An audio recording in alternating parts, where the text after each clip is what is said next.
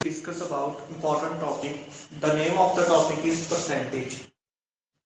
इस टॉपिक में हम डिस्कस करेंगे how to convert percentage into fraction and fraction into percentage.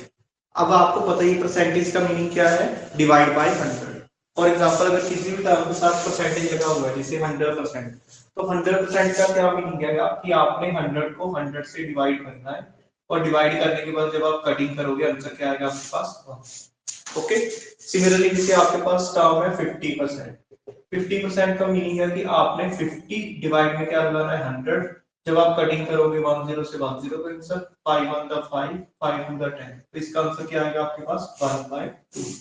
Similarly जैसे आपके पास 25% है तो 25% की वैल्यू क्या आएगी 25 डिवाइड बाय 100। अब आप कटिंग करोगे ये आपके पास आएगा 1/4। ओके, मीन्स जब भी आपने परसेंटेज को फ्रैक्शन में कन्वर्ट करना है तो आप क्या करोगे 100 से डिवाइड। हमने 100 से डिवाइड किया, ये इसकी फ्रैक्शनल वैल्यू आ। ओके, जिसे आपके पास है 10%। अब 10% की फ्रैक्शनल वैल्यू क्या आएगी 10 और परसेंटेज को हटाकर डिवाइड में 100, तो ये आएगा आपके पास 1/10। ओके, अब अगर आपको ये बेसिक वैल्यूज पता है फ्रैक्शन में तो आप एग्जाम में इजीली क्वेश्चन कर सकते हो कि आपको ये कटिंग करने की जरूरत ना पड़े। कि अगर आपको डायरेक्ट पता है ना कि 50% क्या होता है 1/2, 25% कितनी वैल्यू है 1/4, 10% 1/10। अब इसकी हेल्प से आप कोई भी परसेंटेज फाइंड कर सकते हो।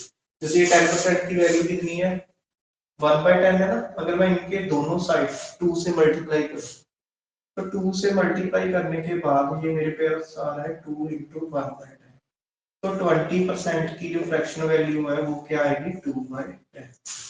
सिमिलरली अगर 10% को 3 से मल्टीप्लाई करूं, अगर इस टर्म को 3 से मल्टीप्लाई करूं तो ये आएगा आपका 3 × 1/10, तो 30% की फ्रैक्शनल वैल्यू क्या आएगी 3/10। ओके, क्लियर है ना। अब नेक्स्ट देखो, जैसे फॉर एग्जांपल आपके पास 1% की वैल्यू आपको पता है कि 1/100 होती है। अगर मुझे 2% की वैल्यू फाइंड करनी है तो मैं क्या करूंगा दोनों साइड 2 से मल्टीप्लाई। अगर मैं 2 से मल्टीप्लाई करूंगा तो ये मेरे पास आएगा 2/100, मींस 2% की वैल्यू क्या आएगी 2/100। Okay, clear. फॉर एग्जांपल 25% की वैल्यू आपको पता है कि 1/4 है। अगर मैं इस टर्म को 3 से मल्टीप्लाई कर दूं, 3 से मल्टीप्लाई करने के बाद इस साइड तो आएगा आपके पास 3/4 फ्रैक्शनल वैल्यू, इस साइड क्या आएगा 75%। अब 75% की फ्रैक्शनल वैल्यू कितनी आ गई 3/4। अब आपको पता है कि 12.50% की वैल्यू है आपके पास 1/8। अगर मैं इसको मल्टीप्लाई करूं 3 के साथ, 3 को अगर मैं 12.50% से मल्टीप्लाई करूं ये आपके पास आएगा 3/8। इस साइड भी आएगा 3/8 जो इसकी फ्रैक्शनल वैल्यू है। 3 × 12.50 ये आएगा आपके पास 37.50, तो इसकी जो आपके पास फ्रैक्शनल वैल्यू आई है वो आई है 3/8। मतलब ये मीनिंग कराने का ये है कि अगर आपको डायरेक्ट परसेंटेज की फ्रैक्शन वैल्यू पता है तो एग्जाम में आपने ऐसे कटिंग कर फाइंड नहीं करनी फ्रैक्शन वैल्यू, आप डायरेक्ट उस नंबर से मल्टीप्लाई कर 3/8 से 1/8 से। ओके, क्लियर है। देखो फॉर एग्जांपल अगर आपको पता है कि 30 सही 1/3% की वैल्यू जो फ्रैक्शनल है वो 1/3 है। अगर मैं इस टर्म को 2 से मल्टीप्लाई करूं तो इस साइड को आ जाएगा 2/3, इस साइड 2 × 33 66, ये आ जाएगा 2 1 2 डाउन साइड 3, तो 66 से 2/3 की वैल्यू आ गई फ्रैक्शन में 2/3। अगर आपको ये वैल्यू एग्जाम में जैसे आपको गिवन है ना कि फाइंड, क्वेश्चन गिवन है कि फाइंड 66 सही 2/3 percentage of 9।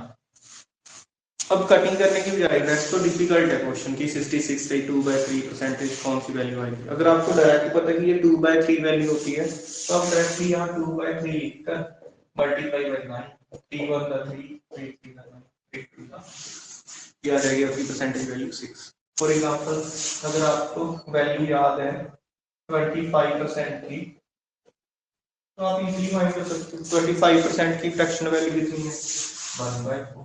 1/4 multiply by 8, 4 2 8 answer कितना आ गया आपका 2. Okay, this for example find 37.50% of 64.